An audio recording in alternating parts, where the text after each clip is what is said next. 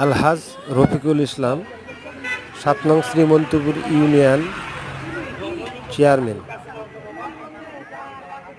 প্রতি বছরের ন্যায় এবছরও তিনি গরিব দুঃখী অসহায় বিধবা প্রতিটি মানুষের মুখে হাসি ফোটানোর জন্য তার ফ্যামিলির পক্ষ থেকে তার ৩ ভাই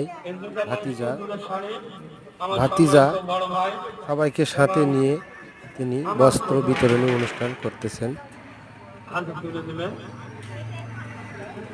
প্রতিটা মানুষ যেন এভাবে সহৃদয়বান হয়ে গরিব দুঃখী মানুষের পাশে দাঁড়ায়, তাহলে আমাদের অসহায় দুস্থ লোক আর থাকবে না। সবাই তার ফ্যামিলির জন্য দোয়া করবে, তারা যেন এভাবে প্রতিটি মানুষের পাশে সবসময় থাকতে পারে।